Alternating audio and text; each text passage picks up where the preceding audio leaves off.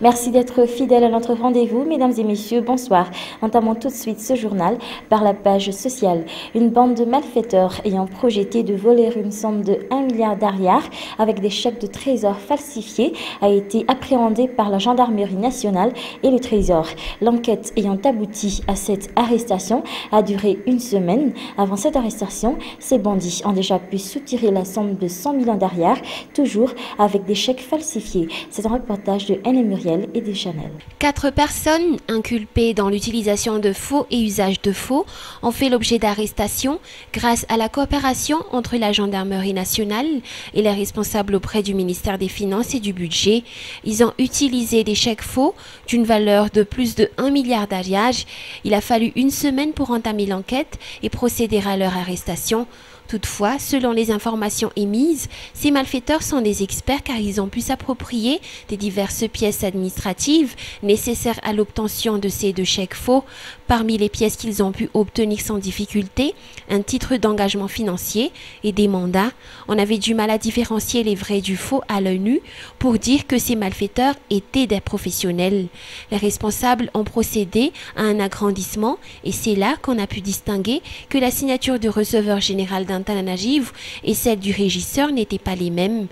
Selon le directeur général du Trésor, Orlando Rubmanan, ce type d'acte devient de plus en plus fréquent en période de crise. Toutefois, le ministère, avec ses partenaires, renforce toujours la politique en vue de protéger les caisses de l'État, renfermant les deniers publics. Ces malfaiteurs ont également procédé à un changement de numéro des 2 chèques. Les résultats d'enquête ont pu démontrer qu'ils n'ont pas encore été signalés auprès de la recette générale d'Antananarivo. Les 3 personnes inculpées dans l'affaire ont été déférées au parquet ce jour. Les charges à l'encontre de la 4e personne ne sont pas encore complètes pour pouvoir porter plainte contre lui. Rappelant que ces mêmes personnes ont déjà pu percevoir la somme de 100 millions d'ariars grâce à l'utilisation de faux et usage de faux. Toujours dans la page sociale, les anciens sans domicile fixe de la capitale déplacés à Fénois-Rive, dans le quartier de Tsaraounen, se plaignent actuellement de leur situation. Depuis des mois, plus personne, notamment la commune urbaine d'Antananarivo, ne vient plus s'occuper de leur cas. Pourtant, ce serait la 3e fois que le BMH d'Issouch a ramené un malade dans ce centre. Le dernier date de mardi, un malade sans papier et qui a succombé à ses blessures hier. Une situation qui affecte la vie des 29 familles nécessiteuses qui y sont installées et qui ont cependant déjà décidé de ne plus revenir dans la rue. Reportage. Elles sont près d'une trentaine de familles à être déplacées dans ce quartier de Tsaraounen, dans la commune de Fenariva-la-Camis, depuis l'année dernière. Elles sont pour la plupart des sans domicile fixe, ayant toujours vécu dans les rues de la capitale. Grâce à un projet de la commune urbaine d'Antananarivo, ces familles nécessiteuses ont pu avoir des maisons pour se loger.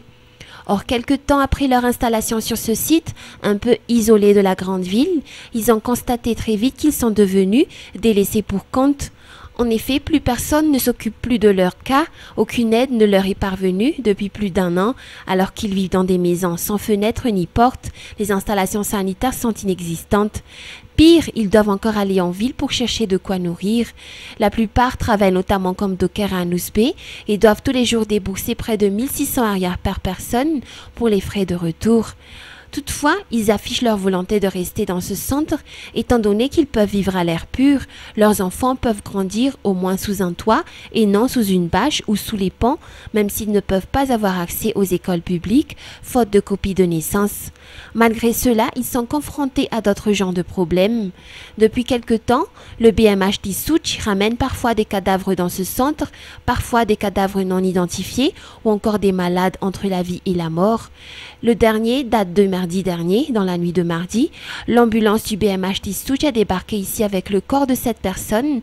À ce moment-là, cet homme d'une trentaine d'années n'était pas encore mort, malgré ses blessures. Hier, il a finalement succombé à la mort, n'ayant plus reçu aucun traitement médical. Personne ne le connaît, même le BMH n'a pas informé les responsables auprès du Fukuntan Tsaraounen de la présence de cet homme sur le site. D'où la colère de ces familles nécessiteuses qui craignent que ce cadavre ait apporté une quelconque maladie sur le site. Selon le président du Fukuntang, ils ont déjà envoyé une lettre au BMH pour leur demander de récupérer ce cadavre, mais jusqu'à maintenant, ils n'ont reçu aucune réponse. Le corps de cet homme n'a pas été encore enterré, faute de papier du corps médical et des forces de l'ordre. En un an, ce serait la 3e fois que ce genre de cas se produit sur ce centre destiné aux sans-abri de la capitale.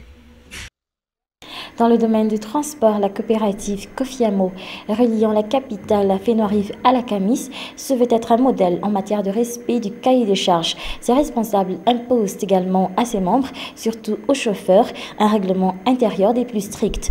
D'après le vice-président de cette coopérative suburbaine, des sanctions sévères sont appliquées aux chauffeurs qui ne respectent pas les passagers, qui roulent vite ou encore qui font des accidents, mettant en danger la vie des passagers. Michel Racoudson.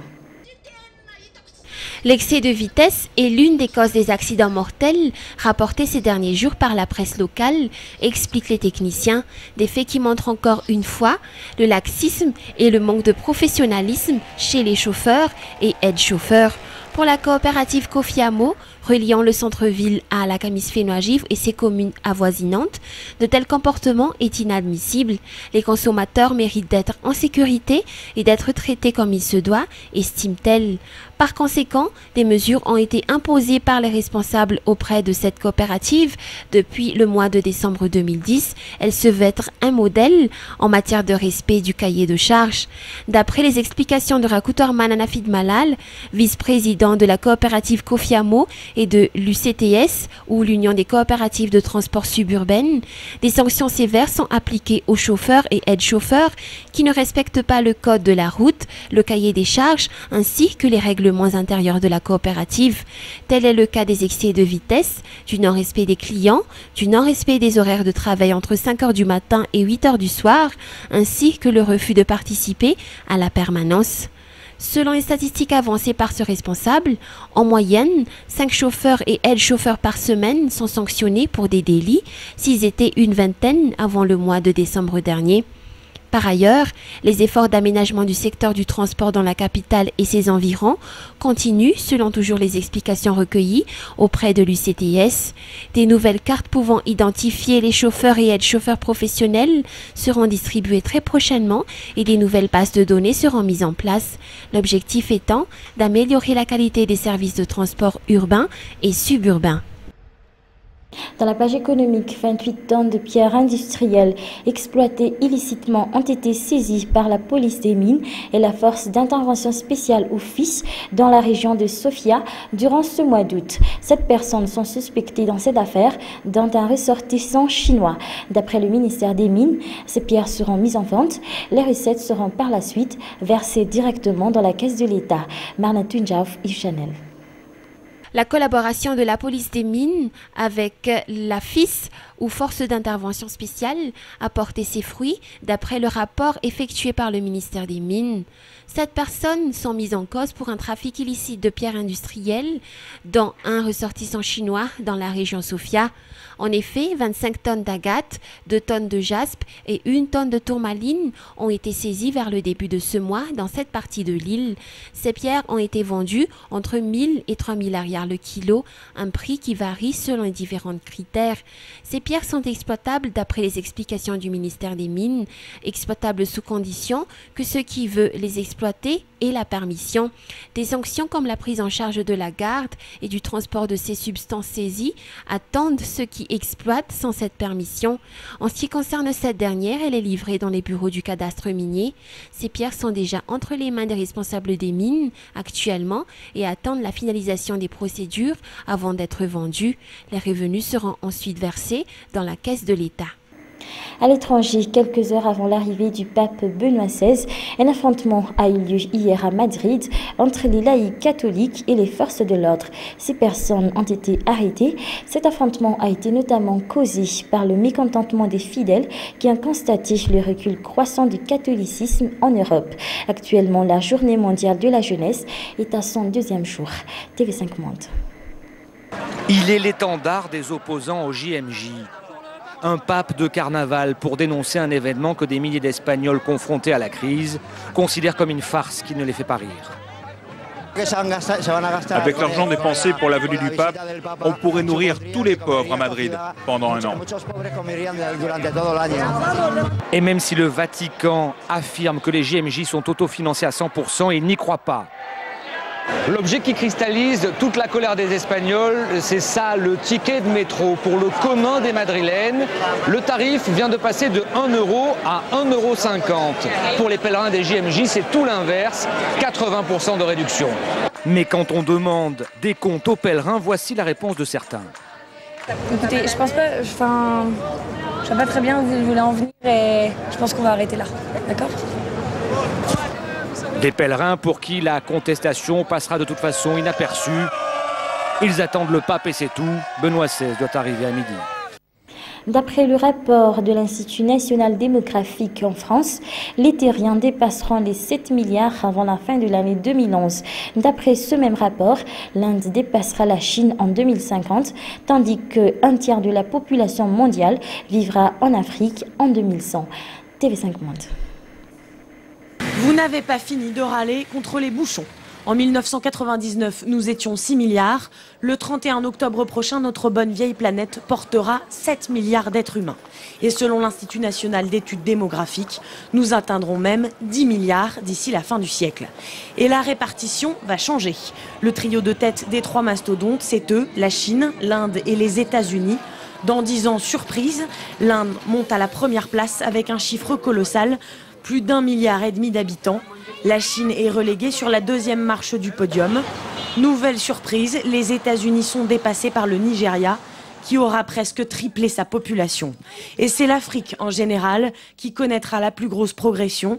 Un habitant de la planète sur 3 y habitera à la fin du siècle. De 800 millions, le continent africain passera à 3,6 milliards d'habitants. Face à ces géants, notre France perdra 5 places au classement mondial. Nous serons alors 72 millions de Français. C'est la fin de cette édition. Merci à vous de l'avoir suivi jusqu'à la fin. Bonne soirée à tous.